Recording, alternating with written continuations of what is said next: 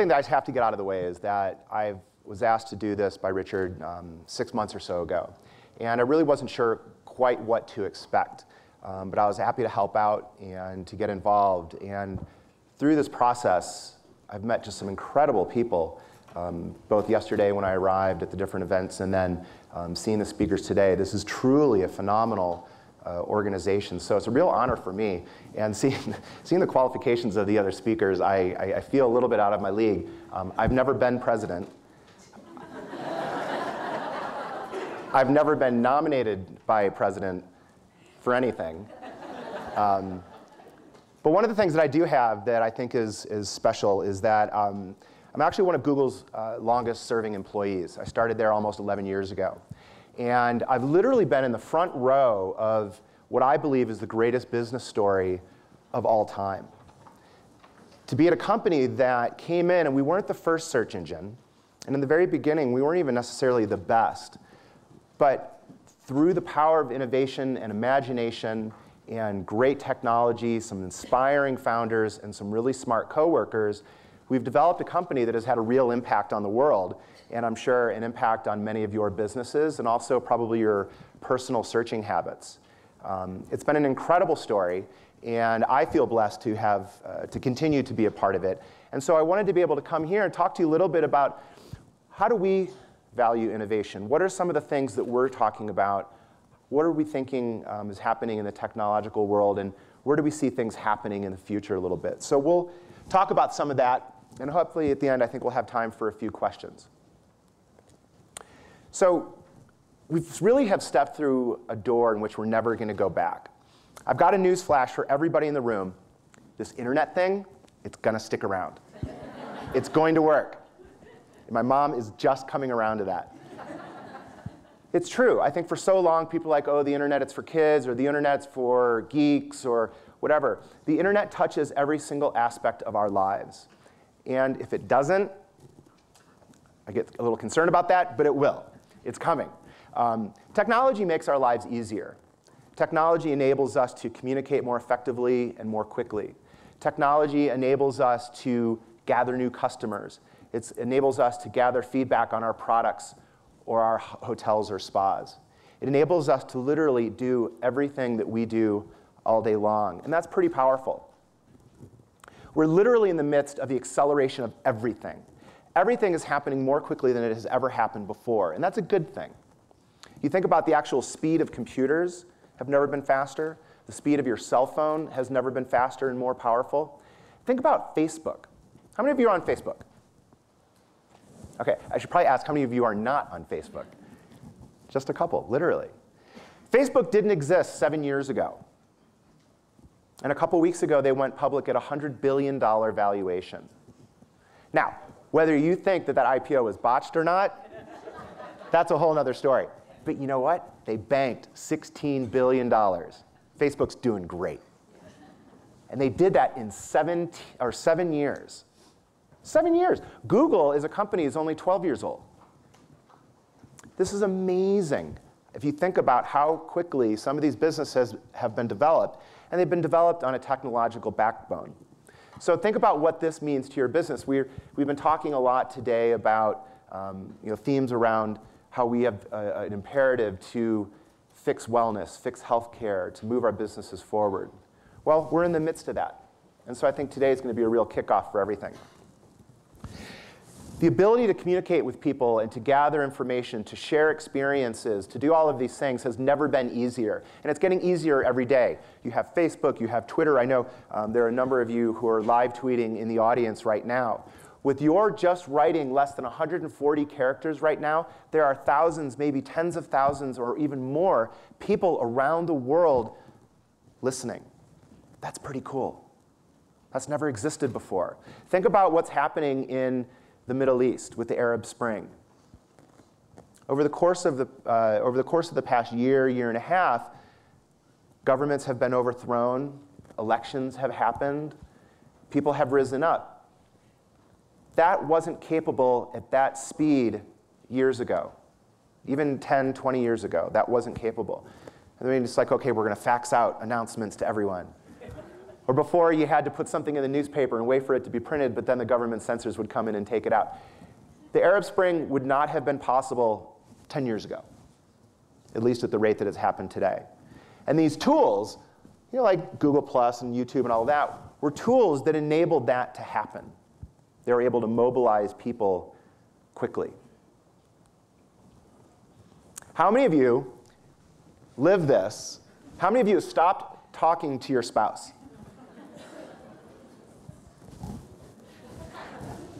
We just email each other and text each other and, honey, come here, I'm in the kitchen.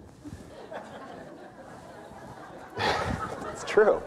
We have all sorts of studies that show this is real. People sit in front of their 52-inch TV with their laptop on their lap, and their iPad, and their phone, and they're communicating, they're searching, they're watching, they're doing all of these great things. This is reality. So I'm looking to you as business owners, whether spas and hotels and resorts and products and whatever the case may be, consultants. What are you doing to connect with your customers this way? Because this is how they're spending their time. It's really, really important to remember that. And one experience on the computer is not necessarily transferable to all the other experiences. So we've got to figure out, how do we take the time to understand what works on an iPad versus what works on an Android phone, what's relevant on TV. And I think you're going to see a huge change in television over the next couple of years. TV's been slow to change. They've gotten a lot thinner, and that's a good thing. The price has come down dramatically, and that's a good thing. But the overall functionality of a TV fundamentally hasn't changed in years. And I think you're going to see that change really quickly, so that they will be more social in nature. And whether that's Apple or Google or Samsung, who knows? But you got to prepare for that. So let's watch this. Email really quick. Oh my God. Huffington Post has the top 10. One more text.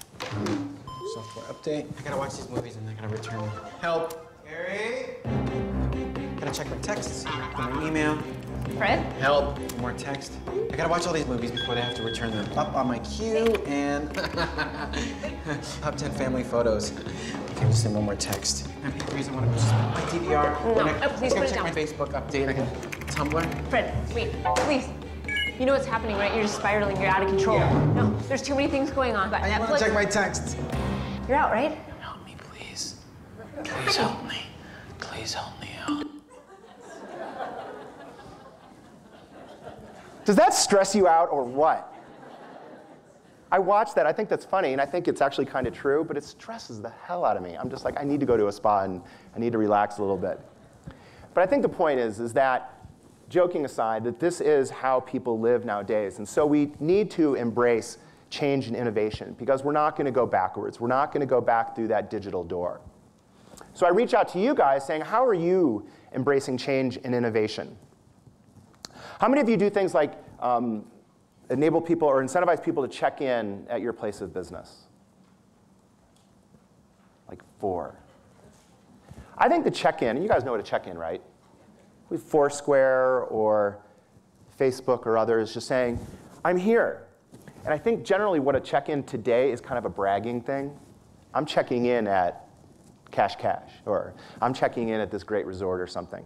But I think it's actually one of the most underutilized tools out there, and I think you're going to see a big opportunity with the check-in, because you want to create a better relationship with your customer. And I think something like the check-in and incentivizing them and all that is really going to come of age. So keep an eye on that. I think this is always cool. How many of you enable your customers to view every room on your property and then pick which room they want to rent or stay in? Probably no one. I think that's going to become normal. We want to carry on conversations with our customers, and we want to have full-blown videos of our entire experience. Not only a video of your spa or resort or hotel, but also think about the products. We have all these great brushes that were outside after the break. There should be a video on YouTube about the brush. What's the story behind the brush? Somebody took the time to think up the brush, to fund the brush, to manufacture the brush, and now promote the brush. There's a story in there. We should be able to find out what that story is, because you know what? The brush is fun to take home, but there are a lot of people who really like the brush, and they should be able to learn more. That's a great thing. And so it doesn't need to be just videos about resorts and things, it's videos about everything. I'm willing to bet that the majority of the people in the room have a video camera in their pocket, except for maybe some of the BlackBerry crowd. And I've seen a lot of BlackBerries here. I don't understand that. But if you want to smoke and deal, the RIM stock who makes the BlackBerry is now in single digits, I believe. I read that earlier. Is this your video experience?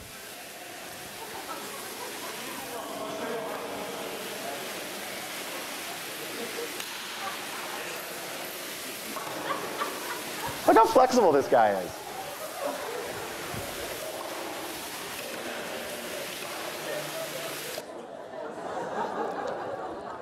I'm sorry. I had to include that. I was doing research for this a couple months ago and came across this. That was from the Global Spa and Wellness Summit 2 years ago in Turkey. I love that. There's a video of that, and that's cool. So the great thing is that all of this isn't hard. Yes, there's technology involved, and there's some funding involved, and all of that. But fundamentally, that this isn't hard. The hardest thing is about taking that first step and committing to it. And I'm talking about really committing to it. Where are ideas coming from today? How many of you at your place of business are empowering your employees to bring forth ideas that can have a fundamental impact on the business? A handful of you. How many of you think that the groundskeeper might have a business idea that could have a huge impact? Or the bellhop, or the person in the accounting department, or your marketing manager? Or is it a situation where management knows everything and everyone else just works and keeps their head down? Everybody has great ideas. Everybody should be empowered to put those ideas forward, and some ideas are going to work, some ideas aren't, and that's okay. But you've got a workforce of a couple people, a couple dozen, hundreds, thousands of people. Leverage every single person that you have to figure out how do we innovate and develop our products, services, resorts, et cetera. It's free insight. You don't need to hire an innovation agency. You don't need to hire a strategic planning agency. You've got everybody already hired. Use them. So at Google, we have a thing called 20% time. And the 20% time is real in that the idea is that we want people to put forth ideas that can have an impact on our business. So products like Google Mail or Gmail, Google News, Maps, et cetera, really are the product of 20% time. It's not literally one day a week, but you get the idea that, you know what, I have a great idea. I'm going to run with that and see if it works. And if it doesn't work, I'm going to fail quickly. So I tell everybody on my team at work that no one's ever going to tell you no, because we shouldn't. We should be telling our employees, yes, come to me with ideas and come to me with them often. How many of you know what a hackathon is? Okay. So a hackathon is, in the tech industry, generally an event where they get a bunch of computer programmers together, and it's fueled by Red Bull, or in the movie Social Network, it was fueled by shots and beer, but okay. But generally, it's a way to get computer programmers together and to solve a problem, or to come up with an idea, or to develop a new product. 12, 24 hours, sometimes they go all night. It's really, in the most basic form, it's a computerized brainstorm.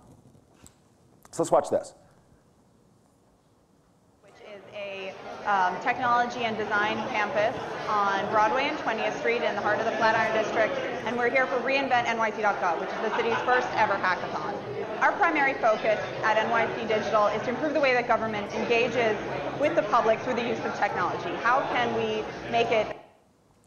So the idea is that the New York City government is having a hackathon to solve problems, to come up with new general ideas. People volunteer, or they do it with existing employees. Folks, if the New York City government can have a hackathon, you can have a hackathon. And it doesn't necessarily need to be all about computer science majors. It can be just a bunch of people in a room wanting together to solve a problem. Some people might call it a brainstorm. But how often are we having these brainstorms to take our business to the next level? Because when we do, we want to remember three things. I really want you guys to take this to heart. The first one is that we want to win the moments that matter. And winning the moments that matter is how do we connect with our customers every step of the way, from when they're trying to look for you in the beginning, making sure you're there, say from an advertising campaign, or that they're looking for videos online and that you're there. But also, how do you use technology to make them a better customer?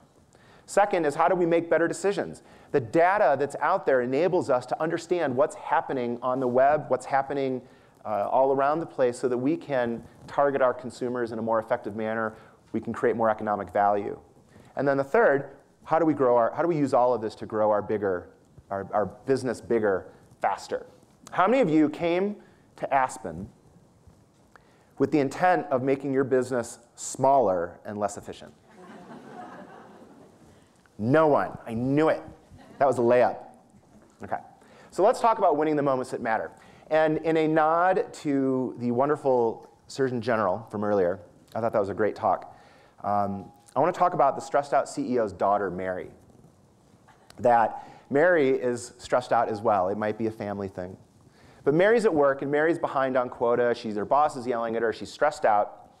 And so her phone in her pocket knows this, because her phone has an app on it that enables the phone to sense her blood pressure, to sense her body heat index, to sense when she's stressed out. And so the phone wants to help, because the phone is really another person. It's a little friend that goes with you everywhere. I love my friend. So the phone starts to look around saying, how do we de-stress Mary? Let's look for spa vacations. And so the phone looks and says, let me look at the calendar and find out when Mary's free, because the calendar is part of the phone. And so the phone knows that Mary is free in 3 weeks. OK, let's set that aside for a minute. We want to send Mary on a spa vacation. So the phone starts doing searches, finds out that there's a Groupon for a spa in Phoenix, 50% off spa treatments. Grab that, put that aside for a minute. Mary flies United. So the phone takes her Mileage Plus number and starts doing searches to find out flights that are within her price range down to Phoenix. Everything's set. So then the phone sends a text to Mary and says, Mary, we know you're stressed out. Would you like to go to a spa? Here's the Groupon, here's the flight, all the information. Mary says yes, and she presses buy. So once she presses buy, the whole thing is set into motion. All of a sudden, the hotel or the spa is alerted that Mary's on her way. They want to develop a relationship with Mary, because you don't want to meet your customers when they walk into your building for the first time, right? You want to develop that relationship. So they reach out to Mary and say, we're so glad that you're coming. We know that you like our spa and you're excited about spa treatments. Here's some breathing exercises. Here's some yoga poses. And we also want you to watch these videos so you can decide what room on property you want. So then Mary goes online and she goes to the videos and she watches and finds out that she really liked room 237. It's got a great view. She books that room. So then throughout the next couple of weeks, the spa continues to develop a relationship with Mary in the online environment. Because she's feeling trustworthy and all of this, she starts to interact, and that's a great thing. So then she sets off to the airport and she gets on the plane and on United. And United, obviously because she picks her seat after looking at Seat Guru, and she sits down and the video screen pops up and says, welcome, Mary. Here are your entertainment options for the flight. By the way, would you like to finish watching the Reese Witherspoon movie that you didn't get to watch the whole thing of last time because you fell asleep? Mary's like, nice. I forgot about that. And so the movie starts playing and she watches the rest of this really bad CIA movie that Reese Witherspoon's in. Don't tweet that. So she arrives at the airport and she's picked up by a driverless car. And it's a hybrid. And she gets in the driverless car, is taken to the resort, and greeted at the door by a representative of the spa, and he hands her an iced tea. Not the spa's signature drink, hands her an iced tea because they learned through developing a relationship with Mary that that's her favorite drink. What a great way to kick off a desert vacation with a beautiful iced tea. So then she knows that she's going to be in room 237, so she walks right to room 237. And she takes out her phone, swipes it in front of the door handle, and the door opens. The door handle also acts as a point-of-sale mechanism. And in her near-field communication chip in her phone, she's able to transfer all of her financial information, checks in, goes into her room, everything's off and running. She's able to use her phone during her stay to find a map around around the spa. She's able to order things, etc. She might even call someone. That would be crazy.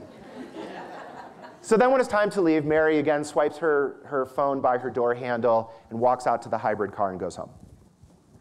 When she's back home, then she starts to share online. She starts to review things on TripAdvisor. She starts to rate and star and do all of these things.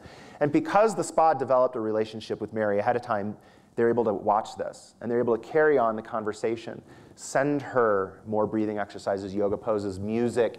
They have a relationship with Core Power Yoga in Chicago, sends her coupons for free yoga sessions, etc.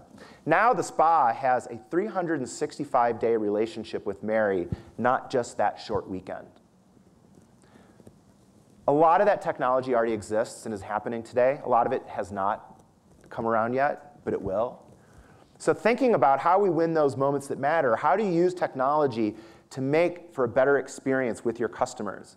And for those of you who actually develop things like skincare, etc., you can do the same thing. Technology is cheap. Technology is easy. Use it to connect with your customers. The second part is around making better decisions. And the data that's out there, that's not a good decision. But it looks like fun. The data is out there to enable you to understand everything that's happening for the entire cycle of your customer's web experience. How they find you, where they're coming from, when they're coming to find you, what device they're finding you on, what they're doing on your site, what pages work, what pages don't, how long they spend on the site, and then when they leave, what do they buy, et cetera.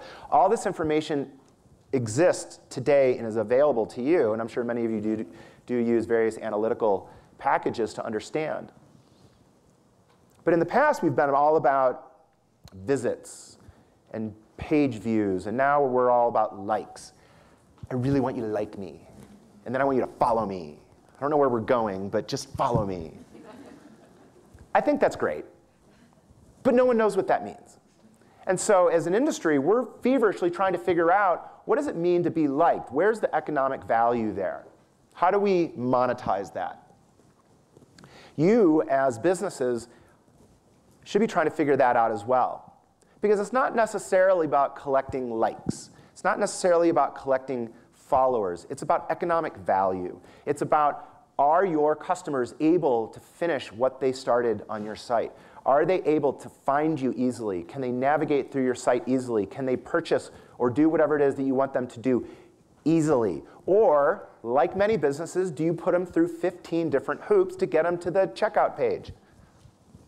The data enables you to better understand that so you can provide a more robust experience for your customers.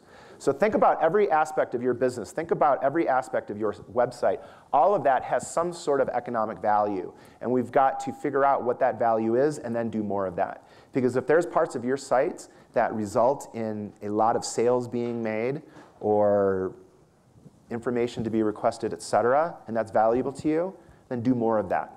But you won't know that until you analyze the data. And then the third part is around, again, going bigger faster. So since no one raised their hand saying that they came here to shrink their business and to make it less efficient, I can believe that we're all going to be able to take all this information we learn over the next 3 days and figure out how do we grow our businesses. The cost of starting a business has never been lower. The ease at which we can start a business has never been easier. The ability to gather customers at a cost-effective metric has never been easier. This is a fabulous time. And yes, we have challenging economic conditions all over the globe. What a perfect time to have a cost-effective way to get more business. So I think we all should be really, really happy about that. So I'm not talking about dabbling in the web. I'm not talking about just sampling technology, or let's get the 21-year-old intern to handle all our social media. I'm talking full on, you need to jump in 100% and go all out, all digital, all right now. It doesn't matter what business you're in.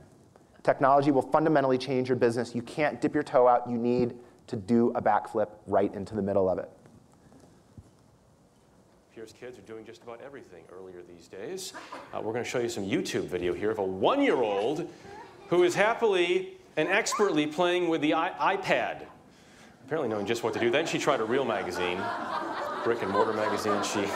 She's trying to pinch and move and swipe the real magazine. Doesn't work quite the same way.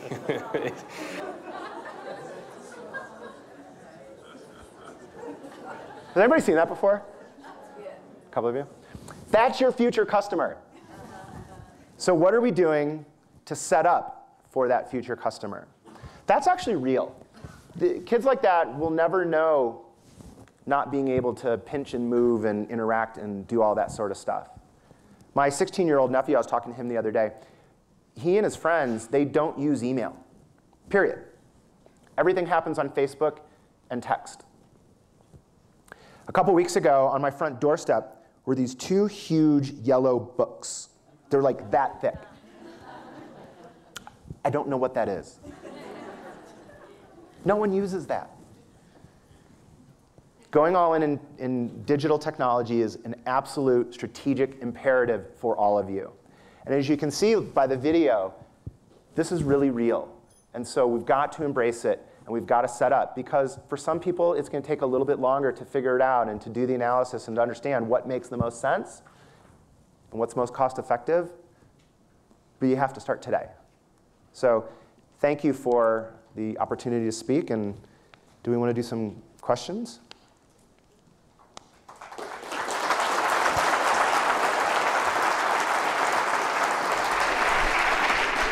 We've got time for just a couple of quick questions. So if anyone in the audience has a question, I think we have a wireless mic somewhere. Yeah, we do. So does anyone here have questions? You can go right up front. Right. Hi. I feel like something philosophically about spa and wellness is about turning off all that information and noise. So how do you reconcile the two? You turn it off once you get there, or turn it off once your bookings are full. But until you are at capacity, you got to turn the stuff up to 11 and find those customers to come in your door. So I totally agree. But basically, this comes down, it's just marketing and advertising. How do we get people to understand more about our product or our service or our philosophy or about wellness in general? Yes, I absolutely believe that sitting in front of 4 screens, not talking to your family, and staying inside every day, that's not healthy. I think we all agree with that. But what I think is super healthy is having a really robust business where you're bringing in revenue, where you're hiring more employees, where you're bringing more value, and you're giving back to the community and doing all these things that an economy does. This will get us there. Well, I'm in the back there.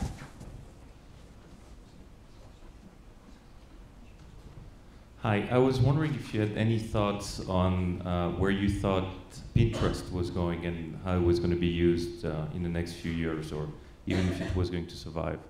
Does everybody know what Pinterest is? Yeah? Okay.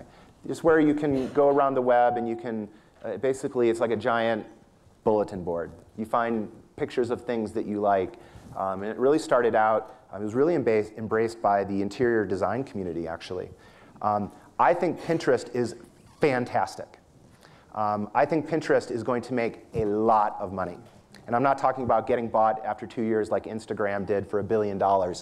Good for them. Talk about the velocity of everything. I think Pinterest is fantastic because what I think should be able to happen is that everything should be for sale. Everything should be discoverable. There might be a product that I will just love, but unless I know about it, I'm not going to buy it.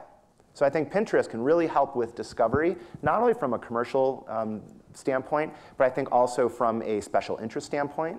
Why isn't there a yoga Pinterest? Or why isn't there a stretching Pinterest? Or, I mean, it's just, I think you can start to burrow down into subcategories.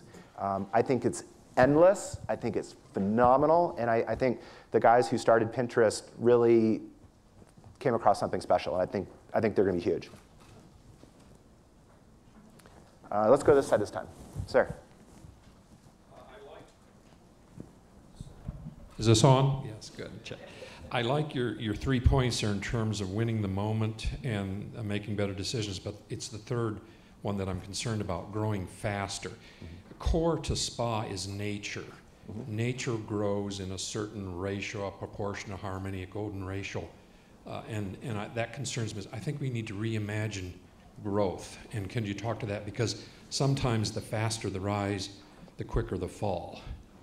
And so, how can we have growth in the spa in a natural way that will be sustainable? So that's a question that's kind of out there. I think that's a great way to put it. I think that's an interesting way to think about it. There's a couple different things there. One is that when we're trying to just grow our business, there are tools today that it can enable us to do things more quickly and in a more cost-efficient manner, such as Amazon Cloud hosting, or marketing on via Facebook or Twitter or some of those types of tools. So when I'm talking about growing your business bigger and faster, some of those services enable you to do that. Another service is, and this isn't because I'm from Google, but I think one of the greatest innovations out there is Google's Enterprise Suite that has products like Word documents or spreadsheets, et cetera, that we're able to work on collaboratively. So instead of sending around version 3.2 to everyone and they get all mixed up in this and that, it's a document that we're all able to work on collectively, and you see those things changing in real time. So what that does is that speeds up the process of whatever it is that we're doing. So we're saving time, and ultimately we're saving money because we are saving time. I think you've got to figure out also, how do you come up with an idea? How do you test it, figure out if it works, and if it doesn't, move on quickly. So we want to grow our businesses in a deliberate manner. We want to do it in a profitable manner. But you know what? If something's not working, let's move on. So we talk a lot about failing quickly, learning from it, and keep moving on. We don't have the luxury of being able to sit back and overthink results. We don't have the time to sit back and think about how we're the greatest thing in the world and we were rated #1, because you know what?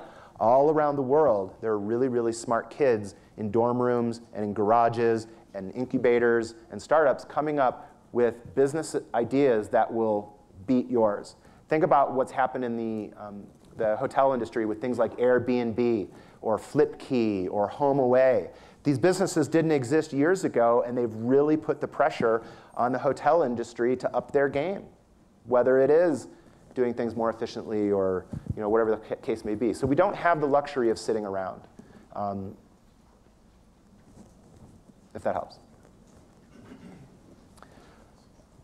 Let's go right in the middle there. Short hair, to the, yes, yep. We had the social media table today, and the big question is, as spa owners and as a tech expert, would you recommend to be everywhere or just to be where you think you can handle it? And I mean in social media. That's what the data tells us. I can't answer that question. I think it's important to understand, if you have videos up on YouTube, the YouTube analytics package will show you where people watch, where they're from, where they're watching your videos. So what you can do is you can throw it out there in the beginning and start to figure out what makes the most sense, and then start to narrow your exposure down.